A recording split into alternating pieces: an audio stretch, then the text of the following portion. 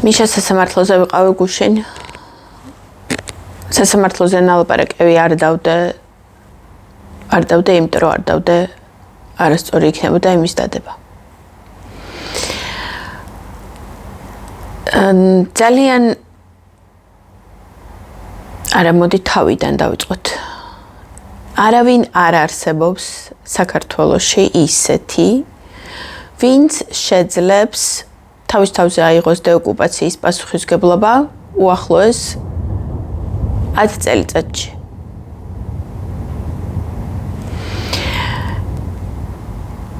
ეს არის მხოლოდ მიშა და ბაჩო ახალაია. მიშა თუ ციხიდან არ გამოვა, ბაჩოსაც ციხიდან არავინ არ გამოუშვებს.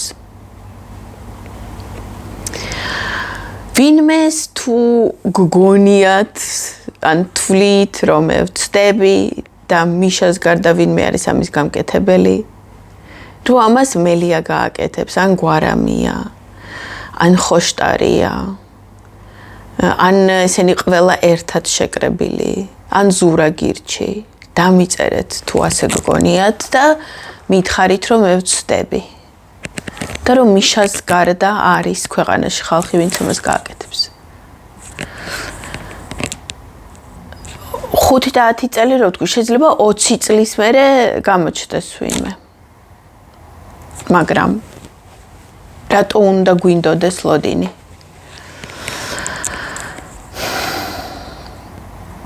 ეს ერთი, მეორე თეზისი და აქსიომა და პასტულატი.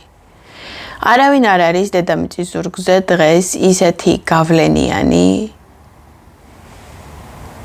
ვისაც შეუძლია მიშას გამოშვება, ვისაც შეუძლია რომ რუსეთს მიშა გამოაშვებინოს ტრამპის გარდა. ტრამპი, მიშა, მიშა, ტრამპი.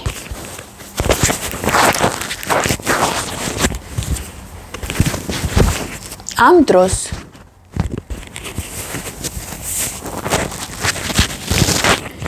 მიშას ამომრჩევლის უმეტესობა აქაც კი, ჩემ არხზეც კი.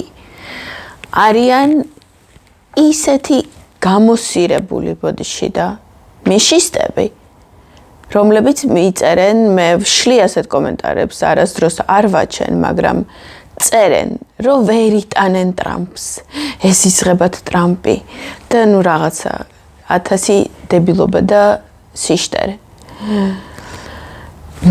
ტრამპი რუსეთის აგენტია, პედოფილია.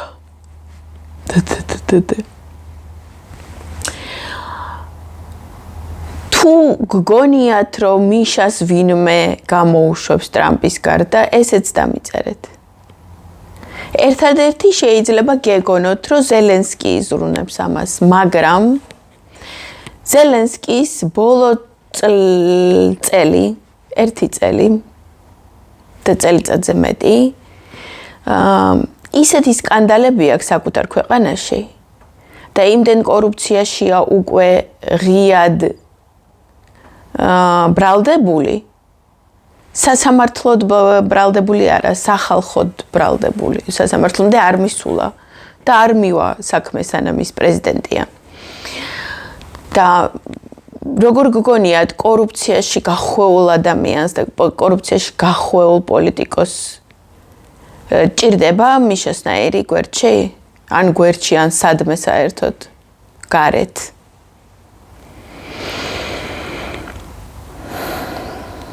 მე მიმაჩნია, რომ არალოგიკურია ზელენსკისგან იმის მოლოდინი, მით უმეტეს ახლა ბოლო 1 წელი, როდესაც ეს სკანდალები, კორუფციული სკანდალები გასკდა. სანამ ჯერ გამსკდარი არ იყო და სანამ გვჯეროდა, რომ გმირია და ძალიან მაგარია და ისეთია და ასეთია, მაშინ რომ გონებოდა, რომ გამოაშვებინებს მიშას, კიდე ხო. მაგრამ დასრულდა ეს გმირული პერიოდი ზელენსკის.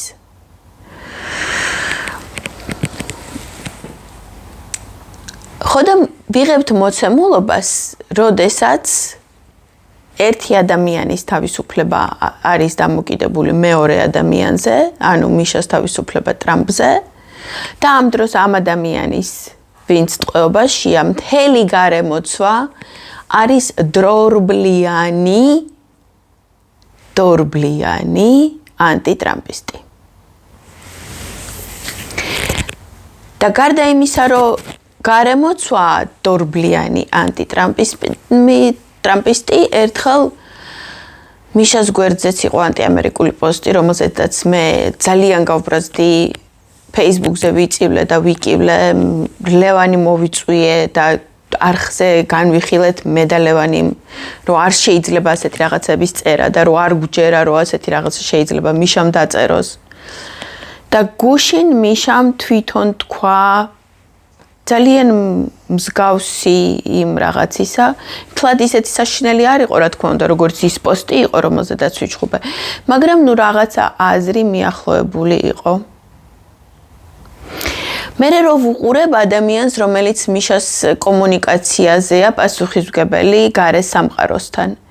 ამ ადამიანს რამოდენიმეჯერ დავინახე, ახლა თვითონ როდესაც მასთან ციხეში შედის, იქ არ ვიცი რა მიაქვს, რა თქმა უნდა, მაგრამ როდესაც სასამართლოში ვხედავ, რომ როგორ ინფორმაციას აწვდის, იქ სანამ სხდომები დაიწყება ხოლმე, თავიდან ჯერ ადვოკატები და მიშა რაღაცებს ლაპარაკობენ. უმეტესად ლაპარაკობს ის ვინც პასუხისმგებელია მიშას Facebook გვერდზე. ეს არის ჩალაძე. და აჩვენებს ხოლმე ისეთ რაღაცებს, მიშას იქ თვითონ ციხეში რა არხები აქვს ჩართული, მე არ ვიცი. ყველა არხი რო ქონდეს ჩართული, ვითომ კრიტიკული არხებიც რომ ანტიტრამპისტები არიან, ვიცით. ვითომ ოპოზიციური, რომ იგივე ტრენდებზე ზიან, რაც New York Times-ი ტელევიზია რა, მაგრამ გაზეთი, რაც CNN ტელევიზია, ეს ვიცით. შესაბამისად, გარედან როგორ უნდა მიიღოს სხვა ინფორმაცია, ან YouTube-ების ყურების საშუალება უნდა ქონდეს რაღაცნაირად, ან ნუ მოკლედ, ან არც ერთი არ აქვს, არც მეორე. აქვს იმ ადამიანის გარემოცვა, რომელიც დავასახელე, ასევე თავისი ოჯახის. ოჯახის წევრი, ბიძამისი, რომელიც ამერიკაშია და არის აბსოლუტურად გადაფსიხებულად დემოკრატი, ჩვეულებრივი ისეთი No Kings და Free Palestine რაღაცა ბიომასა რო არის ამერიკაში დაახლოებით აი ამ დონეზეა დემოკრატიული პარტიის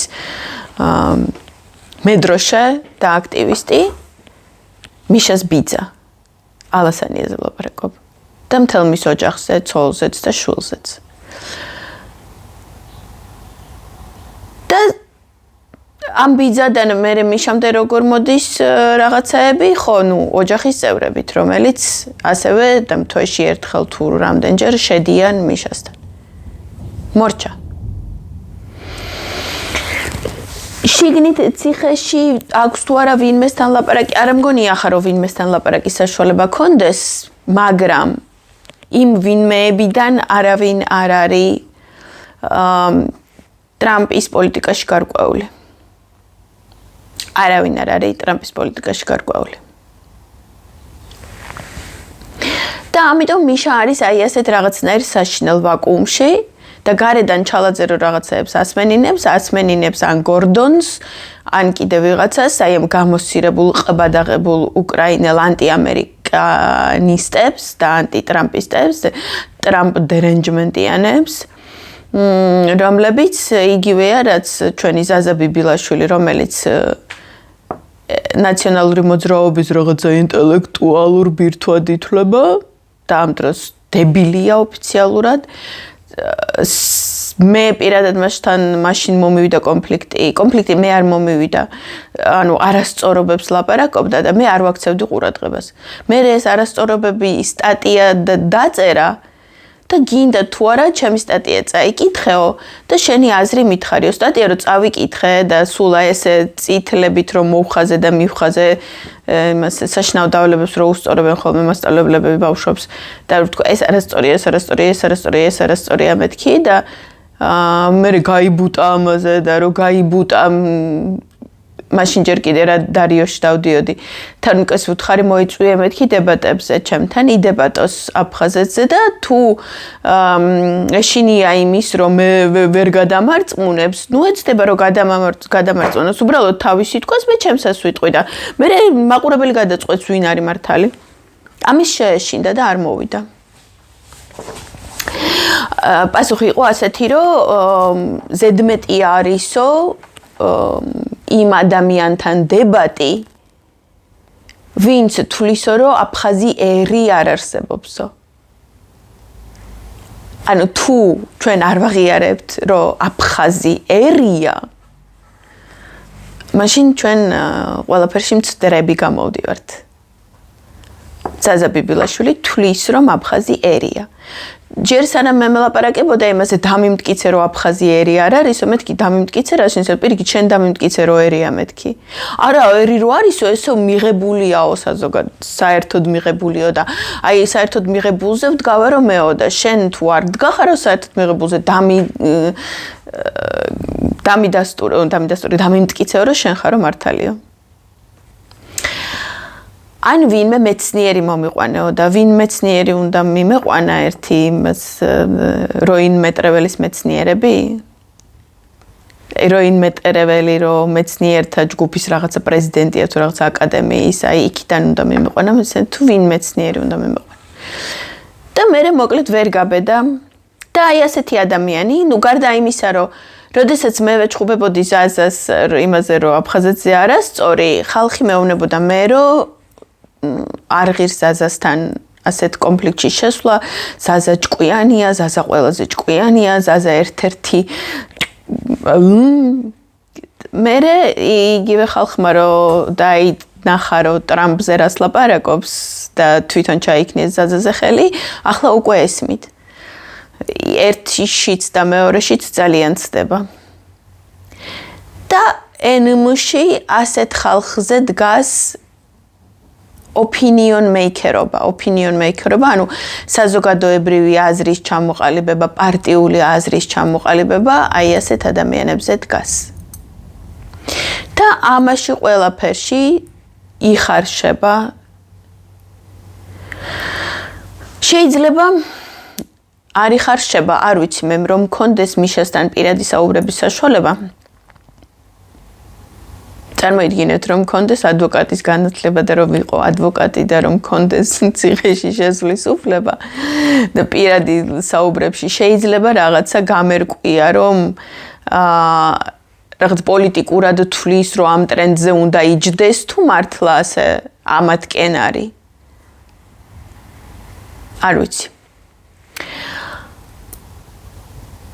ხოდა როდესაც ტრამპის გუნდზე არის დამოკიდებული მიშას თავისუფლება, ტრამპის გუნდს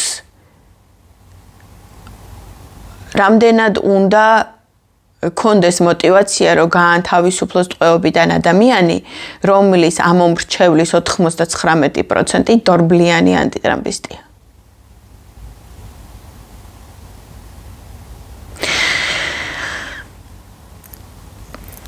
გუშინ მის უახლოეს გარემოცვაში რო ვიდექი აი იმ ხალხში ვინც მასთან ციხეში შედის სამი კაცი იდგა იქ სულ ამ სამიდან ორი შედის ციხეში ერთი ვიყავი მე და მეორე კიდე ჩემნაირი ჭკვიანი გოგო რომელსაც ესმის რომ ტრამპის გარეშე ეს საქმე არ გამოვა და ჩვენ რო ვლაპარაკობდით რომ ტრამპი და ისინი ვინც შედიან მიშასთან აი ასე იდგნენ და არ უნდათ საერთოდ ტრამპზე ლაპარაკი და რუბიოს შეხსენება არ უნდა ჭირდებოდესო ისე კარგად იცნობსო მიშასო იცნობდა ციხემდე და ციხემდე კონდათ კომუნიკაცია მაგრამ ახლა, როდესაც რუბიო არის ადამიანი, რომელსაც თავზე აღრია ყველაფერი და ყველაზე მნიშვნელოვანი საკითხები, ირანი რუბიოს თავზე დევს, კუბას გათავისუფლება რუბიოს თავზე დევს და ყველაზე მნიშვნელოვანი ამბები, რასაც ტრამპის ადმინისტრაცია აკეთებს, რუბიოს თავზე დევს. ახსოვს კიდევაც მიშა დარწმუნებული ვარ, რომ ახსოვს. მაგრამ როდესაც მარტო თვითონ ახსოვს და საქართველოდან და მიშას პირადი ძალიან ახლო რემოცვადან არავინ არ აწუხებს და თვლიან რომ თუ რუბიოს უნდა თვითონ უნდა იზრუნოს. შეხსენება არ უნდა ჭირდებოდეს.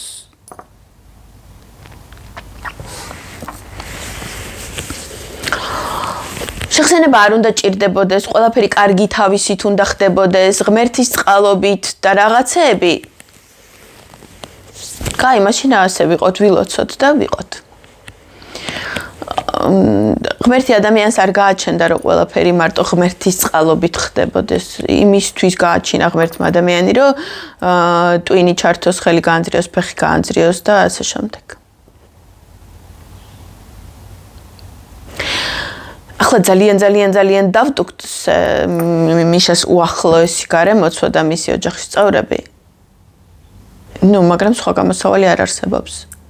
სხვა გამოსავალი არ არსებობს, იმიტომ რომ მიშას თავისუფლებაზეა მიბმული. ბაჩოს თავისუფლება, ხაბეიშვილის თავისუფლება, საქართველოს თავისუფლება, ბურჭულაძის თავისუფლება, ანუ ყველა იმ ადამიანის თავისუფლება, ვისაც მართლა უნდა, რომ შეცვალოს სიტუაცია და მოიშოროს ივანიშვილი, მიშას თავისუფლებაზე გადის.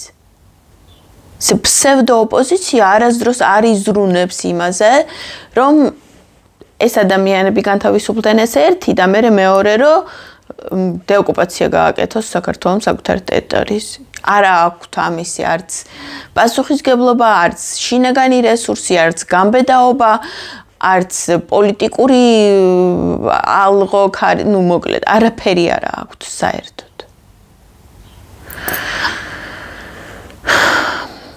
თუ ვინმეს მოგინდებათ რომ მე ცოტა დამამშვიდოთ და მითხრათ რომ ძალიან ვაბუქებ სიტუაციას და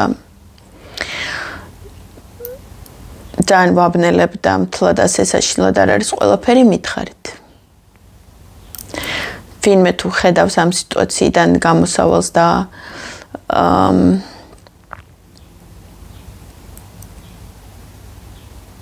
მოკლედ.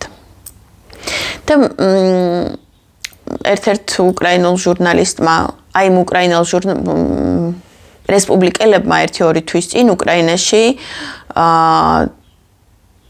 დაარსეს YouTube არხი, რომელიც იქნება სწორი პოლიტიკის პროპაგანდისტი.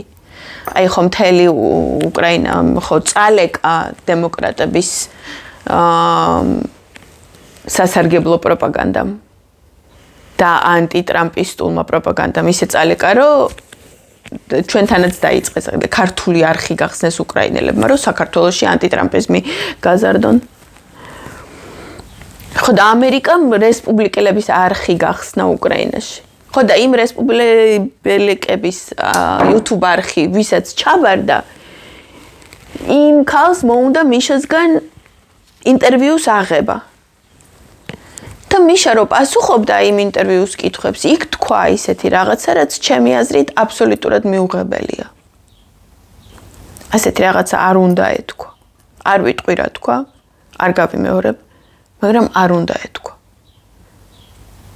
და თუ ასე ფიქრობს, ან თუ გონია, რომ პოლიტიკურად მომგებიანია ამ წუთას ამის ლაპარაკი, ეს იმის ბრალია და მხოლოდ იმის ბრალია, რომ არის აბსოლუტურ FSB-შნიკურ სუსურ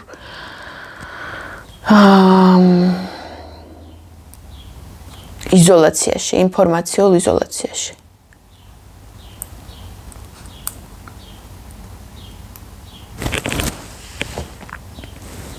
მომავალ შეხვედრამდე.